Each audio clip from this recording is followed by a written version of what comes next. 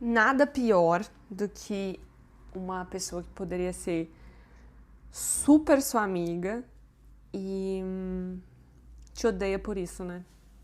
Te odeia por... Ai, não sei, porque... A gente tá numas narrativas agora, acho que é do marketing também, de... Ai, deixa sua marca no mundo, ninguém é como você. Ai, ninguém é igual a você, esse é o seu superpoder. Pelo amor de Deus. Vamos nos dar a devida insignificância.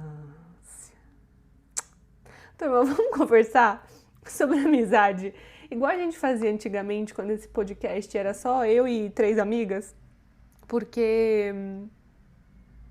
Turma, vou falar de uma coisa muito mais importante do que as minhas opiniões. Aristóteles. O Aristóteles, ele fala sobre 3 tipos de amizade. E a gente já problematiza e traz elas para o nosso universo em 2026. Mas eu gosto muito da fala dele. Da fala é engraçado, né? Eu gosto muito do texto Ética a Nicômaco, livro 8, livro 9. Acho que é livro 9. Ah, já faz tempo. Mas eu gosto quando ele define assim, amizade por utilidade, amizade por prazer, amizade por virtude. E ele diz que essa terceira, então, é a amizade perfeita. Mas eu gosto muito de um outro tipo de amizade que ele não descreve, assim, ele não é claro, mas gosto quando ele fala sobre não cairmos em relações tóxicas, vai. Não é assim que tá escrito, gente, faz muito tempo que eu li. Mas quando ele fala assim, que amar a nós mesmos, ter uma relação próxima consigo mesmo, assim, essa ligação interior, nos ajuda a não cair em relações tóxicas. E aí, eu levo isso para as amizades. Para mim, gente, a amizade ainda é, sempre vai ser uma das coisas mais importantes na nossa vida. Eu acho que como encontrar um bom marido, uma boa esposa, é muito importante encontrar bons amigos, sabe? A gente não escolhe a família que a gente nasce, mas a gente escolhe as pessoas com quem a gente vai dividir a vida. E não dá pra ser frívola com isso. Não dá pra fingir que isso não é relevante, que isso não é importante, porque nós precisamos da lucidez, nós precisamos do desafio também de ter pessoas à nossa volta que nos amem tanto, que falem pra gente quando nós erramos, quando nós precisamos melhorar e também quando nós não estamos erradas e quando nós não precisamos melhorar. O Aristóteles é mais importante do que eu. Então, quando ele fala sobre o primeiro tipo de amizade, vamos lá, ele vai falar dessa amizade por utilidade, que ela é uma amizade que, bom, pra mim, não enxergo ela como uma grande vilã. Mas é essa amizade baseada nos interesses e nos benefícios mútuos. Então, assim, por exemplo, eu preciso de um trabalho. E aí eu tô me aproximando ali das pessoas do trabalho e, eventualmente, durante esse trabalho, eu tenho esses laços. Mas quando eu saio dali, quando o contrato encerra ou que o trabalho acaba, eu não necessariamente vou levar essas pessoas pra minha vida. Sabe? São pessoas que vão ser minhas colegas por um determinado momento. Eu não acho isso falso. Não levo isso pra esse extremo. Eu não acho que todos os nossos amigos têm que ser amigos pra tudo e que as nossas amizades todas têm que ser super profundas. Não acredito nisso também. E também é passar pela vida exigindo dela uma compatibilidade, né, que mais uma vez eu acho que foge à nossa insignificância. As pessoas não nos devem nada. Mas eu entendo esse trabalho também que acontece por influência, por dinheiro, por favores, mas eu acho que é preciso que isso seja claro. Eu não suporto quando isso por exemplo, eu não suporto fingimento nessa área de uma empatia, de uma aproximação, sendo que não é genuíno no emocional, mas apela para esse lado emocional pra te ludibriar, sabe? Pra te fazer, sei lá, pra usar da sua amizade pra ganhar coisas. Aí eu já não acho legal. Não vejo problema nenhum em uma pessoa querer ser amiga da outra por relações de trabalho, ou não é que nem querer ser amiga da outra, mas nutrir relações assim no trabalho, né, de um convívio, de um bem-estar, que não necessariamente é a coisa mais profunda do mundo. Agora, fingir isso pra conseguir coisas é traição, né, é traiçoeiro, é querer... Eu acho que entra numa parte muito ruim do caráter das pessoas mesmo, sabe? Primeiro que é sempre alguém que não consegue fazer nada sozinho, né? Que precisa subir nas costas dos outros pra ir lá sabe, não consegue ver o próprio caminho. Essas pessoas, elas são até, eu acho que, inertes àquele início, sabe? Que é o final do Aristóteles, mas quando ele fala sobre você amar a si mesmo, eu acho que uma pessoa dessa não se ama o suficiente porque não sabe que pode construir o próprio caminho, que sempre precisa dos outros, sabe? Que esteja tentando usar os outros, mas ainda assim penso como uma pessoa infeliz. Mas no segundo tipo de amizade, ele vai falar sobre amizades por prazer, que é uma amizade baseada aí na diversão, na companhia, no quanto vocês se fazem bem naqueles momentos, assim, amigo de festa, vamos pensar assim. Ou aqueles colegas de turma que, pô, é muito legal, mas aí quando acaba a faculdade, acaba alguma coisa, vai também no trabalho, essa amizade não continua, porque o que unia vocês, era o ambiente ou era a situação. Também não vejo problema nenhum nisso. Eu acho que amizades podem sim ser superficiais nesse momento, assim. É só uma amizade ali pelo prazer, pela companhia um do outro. Agora, quando ele fala sobre amizade por virtude, essa tal da amizade perfeita, é muito bonito. Porque é a amizade baseada na admiração. Admiração pelo caráter, admiração pelos valores. É duradoura porque é genuína, é altruísta. Não é independente até do seu talento, ou do quanto você consegue, ou do quanto você perde, ou do quanto você tá triste, ou do quanto você tá feliz. É aquela amizade que te inspira a crescer, é honesta, é colaborativa, é uma coisa real entre vocês. Esse tipo de amizade eu realmente acho que é muito difícil. Eu acho que ter duas amigas assim na vida já é um grande encontro, um grande privilégio, um prazer inexplicável. Agora, vocês lembram dessa primeira amizade, que é a amizade por utilidade? Eu acho ela muito interessante, porque muitas vezes o que eu vejo hoje é que é uma amizade que inicialmente te admira, mas que depois acaba te odiando.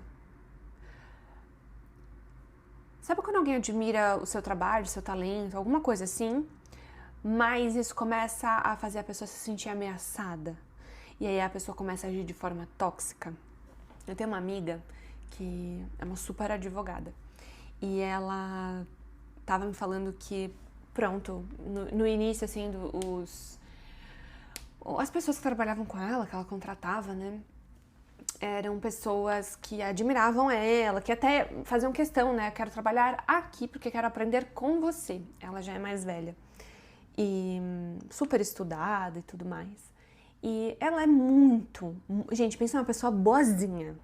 Mas não é aquele boazinho irônico, não. Tô falando uma pessoa boa, por exemplo.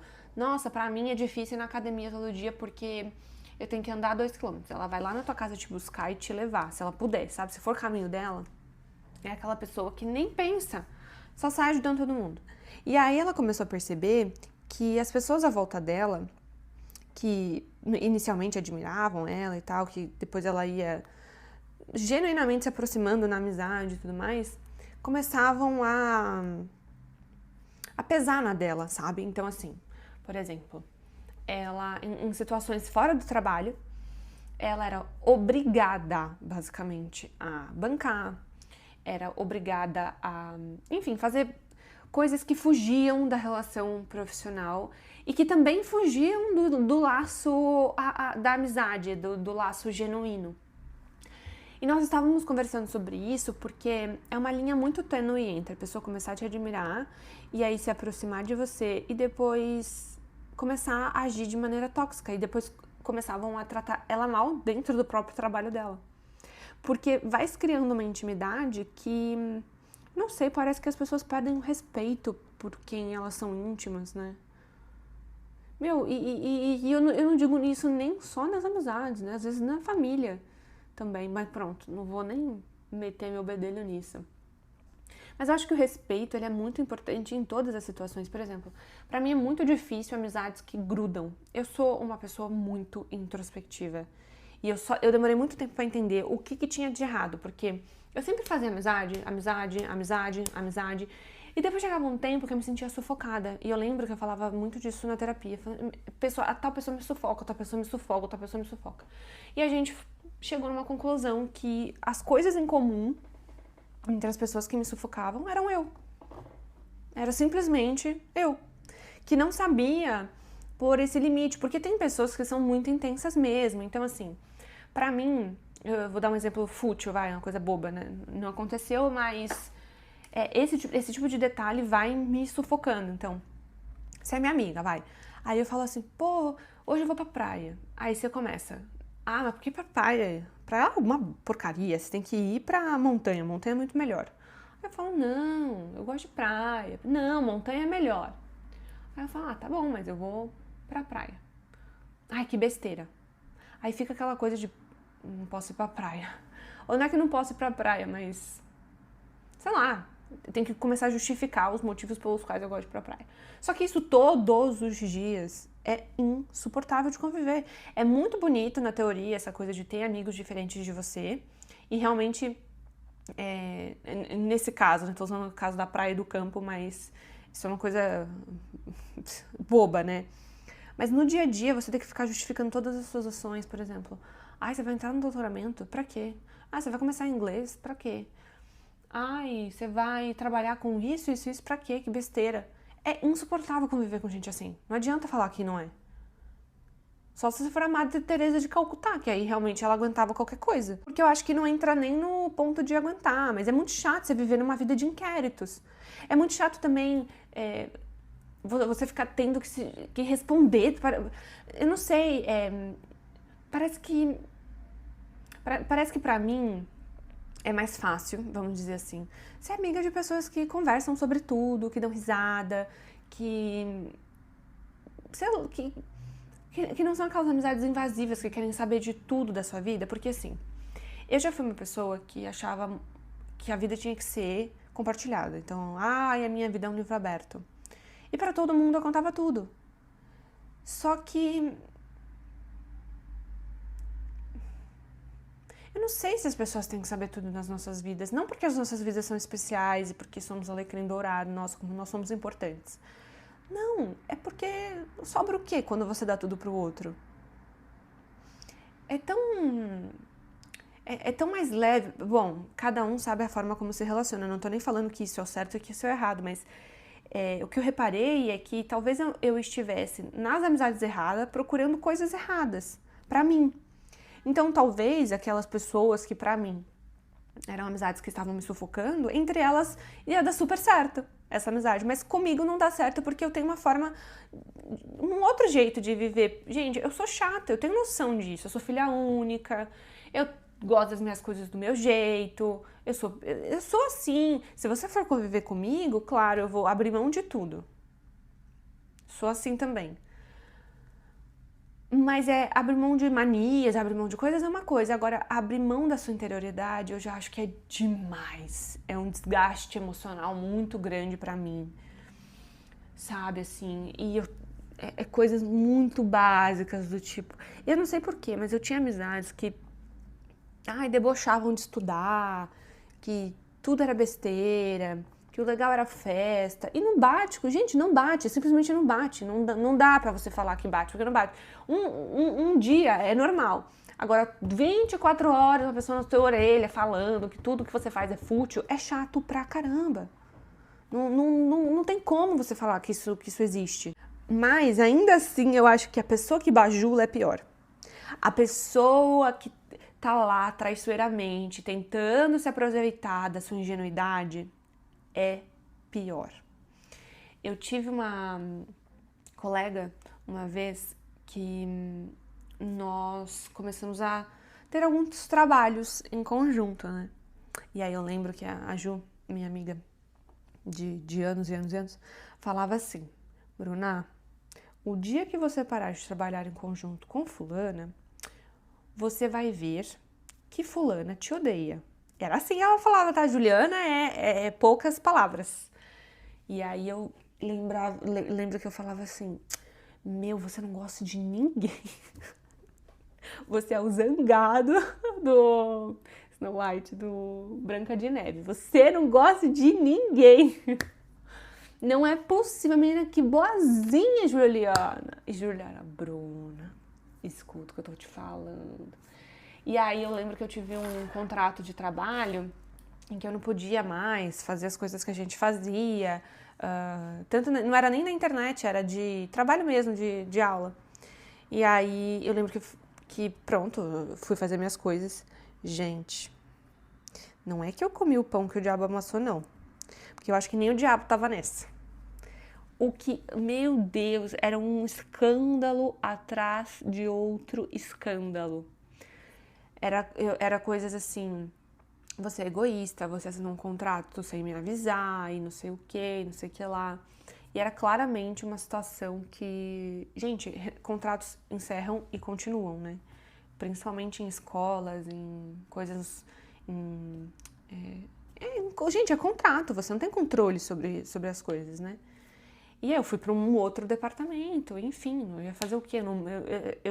Quem manda em mim é a minha coordenadora, por exemplo, eu não posso fazer nada. Mas enfim, aí eu comecei a reparar mesmo que você só servia, a amizade só acontecia quando você, de fato, entregava para aquela pessoa o que ela queria, que é dinheiro. E isso, eu acho que para mim é o pior tipo, não o pior tipo de pessoa, porque pronto, a gente não pode definir uma pessoa inteira por uma ação, mas eu acho que é muito mais normal, então, você tratar a situação como ela é, profissional. Gente, é muito fácil. Hoje em dia, ainda mais, até mesmo essa questão de contrato, trabalho com várias pessoas. Em contrato, em mundo de direito, em várias áreas. Eu trabalho e nós somos colegas de trabalho. E isso é muito claro nas nossas relações. Eu não finjo que é alguma coisa a mais. Eu não tento forçar algo a mais, porque pra mim não é errado você ser amigo de trabalho. Eu acho que tem essa coisa, então, no social que é... Ai, ninguém pode falar de dinheiro, ninguém pode... As pessoas vão achar que você é interesseira, que isso... Não, gente, se você for genuína e sincera, ninguém vai achar nada. As pessoas vão achar o que é a verdade. E a verdade, ela é a coisa mais sagrada da nossa vida, é a mais importante. Se desde o início você se aproxima de uma pessoa com a intenção de, dinheiro, de trabalho, de conseguir alguma coisa, de um incentivo, de algum benefício, então seja verdadeiro nisso. Qual que é o problema? Tá todo mundo fazendo seu corre. Eu acho isso muito feio. No ambiente acadêmico, então, bicho, eu fico pra morrer. Principalmente no meu caso, assim, eu sou uma pesquisadora que gosto de fazer pesquisa. E eu sou feliz fazendo pesquisa. Eu sinto muito, mas eu sou feliz fazendo pesquisa. Desculpa por eu ter nascido. Mas fica uma coisa de, você finge pra puxar saco. Gente, eu sou a pessoa que mais reclama na face da terra. Vem aqui em casa tomar um café pra você ver. Se eu não gostasse, eu estaria aos 4 ventos. Mas que negócio chato, eu estaria fazendo o maior drama da história. Não teria problema nenhum. Eu já tive orientadora que eu amo, eu já tive orientadora que eu odeio, eu já tive orientadora que tudo bem, que tudo mal. E eu não consigo ter essas máscaras na minha cara, porque os limites são muito claros comigo mesma. Não dá pra você fingir. Claro que eu não sou a pessoa mais verdadeira do mundo, eu também não acho que a virtude, a melhor virtude do homem seja a verdade, porque às vezes a nossa verdade pode nos colocar em lugares horrorosos. Eu acho que é muito importante essa coisa do... A vida não é um livro aberto, você não tem que se abrir com todo mundo, mas eu acho que você não pode ser baixa. Acho que não pode ser sorrateira, sabe? Você não pode ser, assim, a traça que fica só esperando o livro ficar paradinho por mais um tempo para ir lá e atacar. Não pode ser essa pessoa.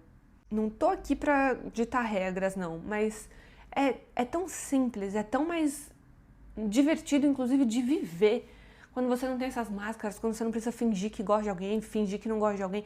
Eu fico pra morrer. Gente, nessa coisa de internet, então... Nossa, gente. É podre. Parece que as pessoas, elas se odeiam porque elas gostam do mesmo livro. Ah, você falou de Clarice. Então... Não, só eu posso gostar de Clarice. Pelo amor de Deus. Caça um problema. Eu acho que ninguém teve uma infância traumatizada, né?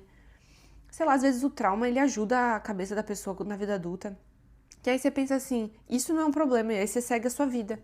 Mesmo quando você tem... Porque o ego existe, a raiva existe, a comparação existe. Mas aí quando você é um adulto racional, você olha e fala assim, pô, eu tô viajando. Você mesmo sabe que é besteira. Essa coisa da validação social é o câncer da nossa geração. E você precisa ser visto pelas pessoas, você precisa ser considerado importante para o seu status. E aí entra essa coisa da competitividade. Então, assim, além de você achar que você tem que construir algo próprio porque você é muito importante, você começa a tentar roubar o que é do outro, a replicar o que as outras pessoas fazem. É o câncer da nossa geração. Isso é uma porcaria que está acontecendo. A coisa mais importante nas nossas vidas é o mais pequeno, o mais ordinário do mundo, que é sermos satisfeitos, sermos felizes com a gente. É a coisa mais boba também falar isso num episódio, mas no início de tudo eu gostava muito desse podcast porque eu ainda gosto, mas às vezes, não sei, parece que a gente... Parece que não pode mais ser de verdade, né? Falar o normal, o básico. Você sempre tem que estar com uma sacada também. Não tem sacada, não. A amizade é assim, ó. Olhei pra tua cara, achei que você é engraçada. Vem ser engraçada aqui na minha casa, tomando um cafezinho, comendo um bolinho. E de preferência que você faça o bolinho, porque eu sou bem ruim na cozinha. Eu faço café. Sabe, não tem pra quê. E aí quando você olha pra outra pessoa e pensa assim, poxa, seria legal trabalhar com essa pessoa, então, beleza, vamos trabalhar juntos, o que você acha? Não precisa desse fingimento, o mundo da teatralidade. Gente, é a sociedade do espetáculo do Guy Debord, é todinho, é tudo pro palco, é tudo pro exterior, não é nada seu. Aí você imagina, vamos ver, vamos pôr na balança, compensa essa vida? Nada é seu, nada, é tudo para uma exposição, para alguém, para não sei o que, pra quê? Vamos ser sinceros, no final do dia, eu tô deitada aqui, ó, vou deitar, eu vou dormir. Agora é 12h20. Mas à noite, vai lá, eu durmo umas 11h30, meia-noite. Eu tô deitada. O que muda na minha vida? Que eu sou amiga da fulana, que eu fiz isso. Muda quando eu sou amiga de alguém que eu amo. Que eu vou deitar dando risada das palhaçadas que a Juliana falou, que eu vou deitar feliz com o avanço da tese do Renan, que eu vou ficar feliz que a Marta vai fazer não sei o quê, que as minhas amigas vão entrevistar não sei quem. Pô, é a vida. Gente, daqui 100 anos ninguém tá vivo mais. Não existe isso. Eu lembro que, acho que foi em 2023, eu gostava muito de acompanhar pessoas que falavam de escrita assim na internet. Vocês lembram que começou todo um movimento na pandemia também, pra gente ler mais mulheres? Um movimento super consciente, pelo menos assim no mundo do BookTok, né? Pra gente tomar cuidado também em ler autores vivos e tudo mais, é muito importante. E, gente, assim, eu posso enumerar, eu posso pôr na mão, assim, eu tô 5 dedos na mão só, né? Eu posso dizer pra vocês que teve, assim, 2 pessoas no máximo, que foram, assim, genuínas. Porque esse mundo de internet, de BookTok também faz as pessoas fingirem muito pros influenciadores, sabe? Pra fingir que é seu amigo, pra fingir que gosta de você, não sei o quê, pra você tá lá postando, mostrando. E no final das contas, nossa, gente,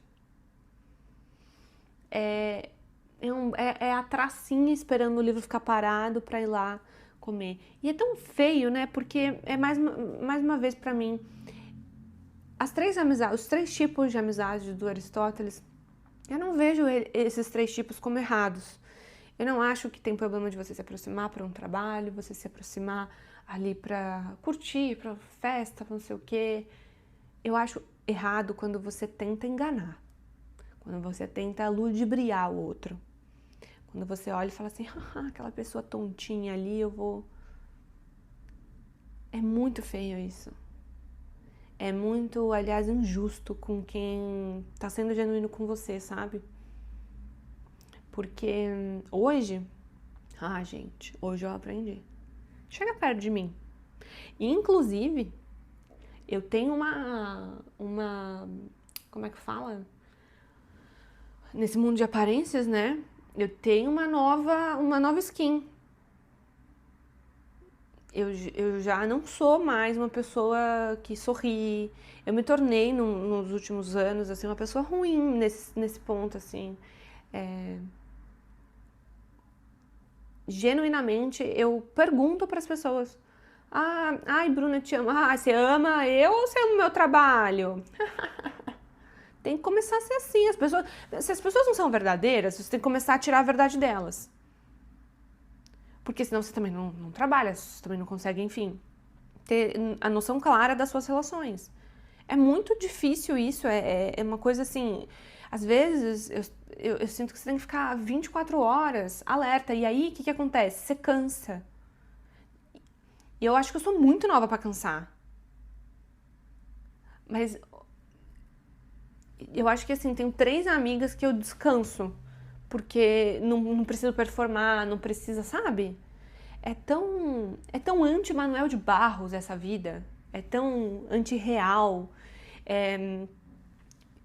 E o que eu mais fico chocada é quando também a admiração acaba se tornando ódio pelo outro. Quando, por exemplo, eu ouvi a Júlia Porro falando sobre isso num vídeo no TikTok. Eu acho que é o que ela postou também no Reels do Instagram.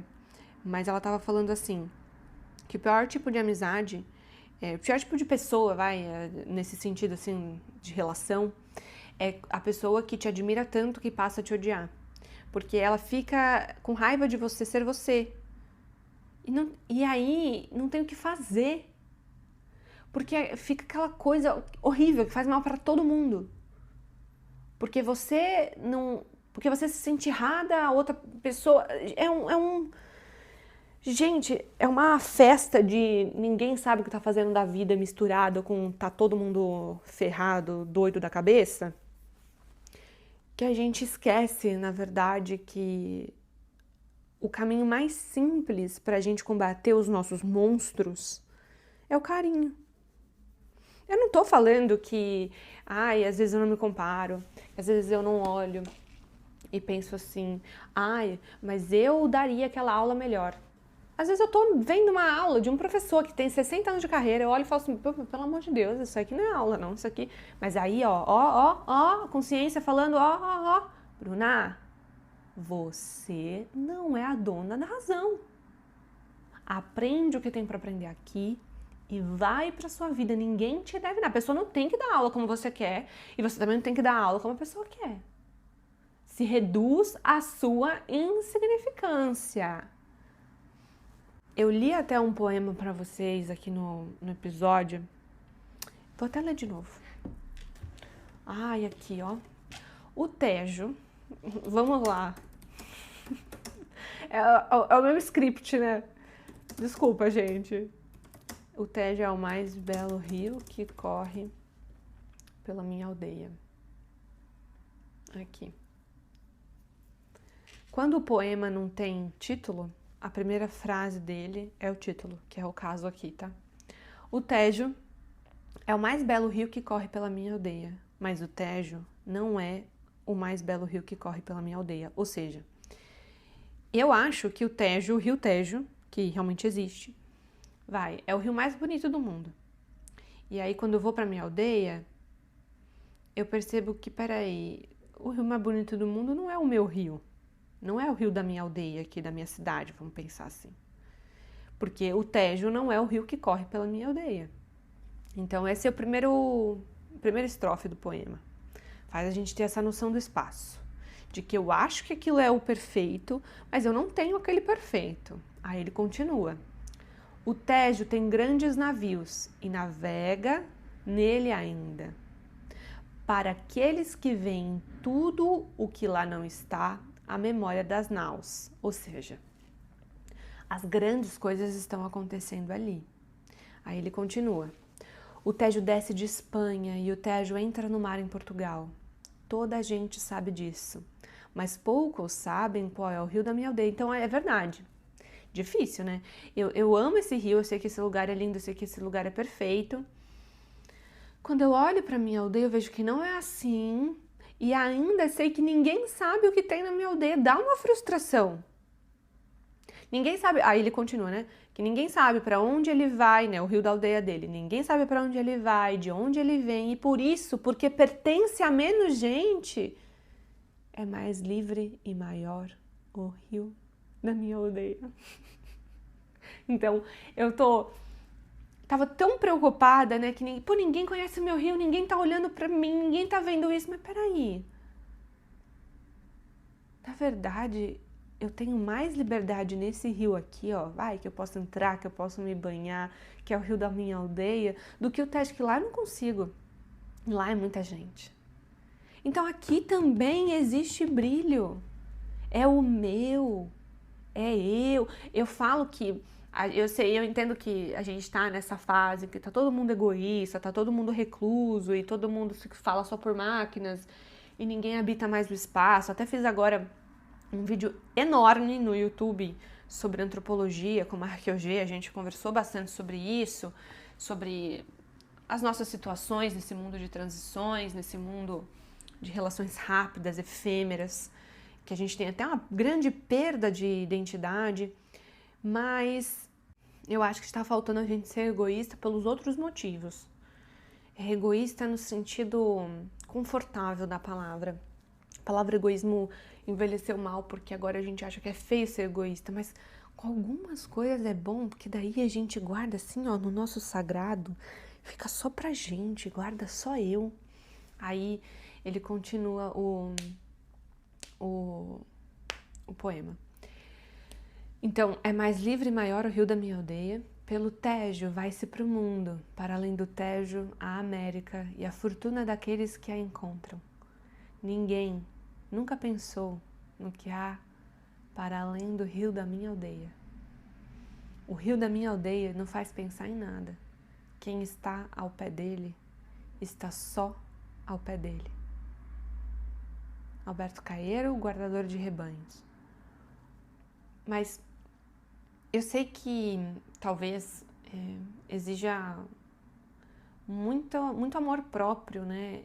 Reconhecer que as nossas coisas são interessantes e não cair naquele limbo de então eu vou deixar a minha marca no mundo.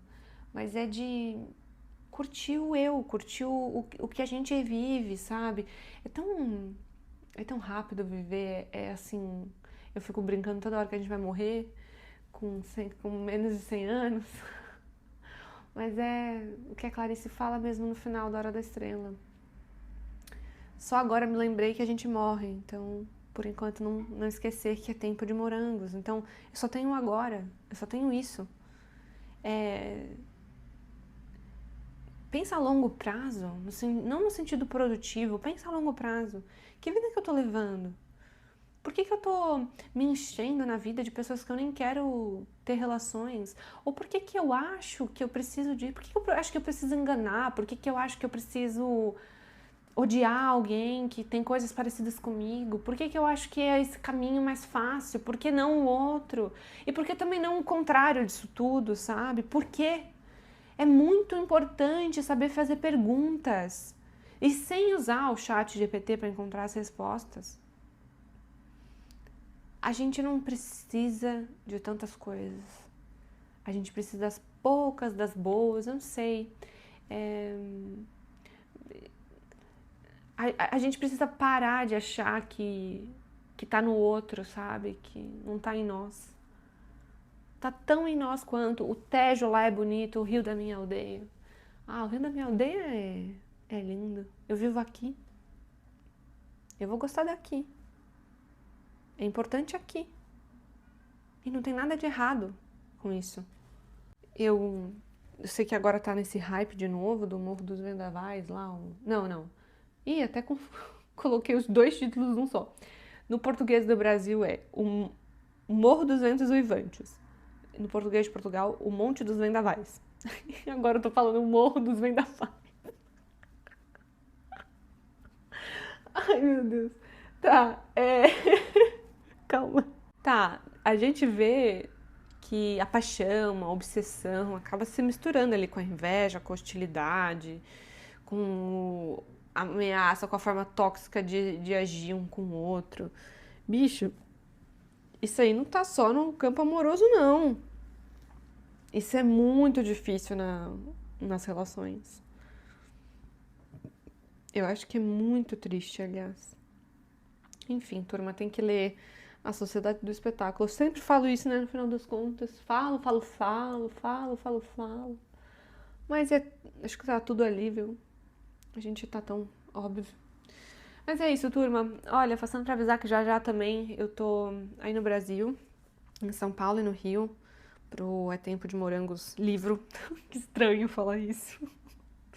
Mas a gente vai ter um bom bate-papo ao vivo e vou estar aí com vocês também para ver vocês com o livro.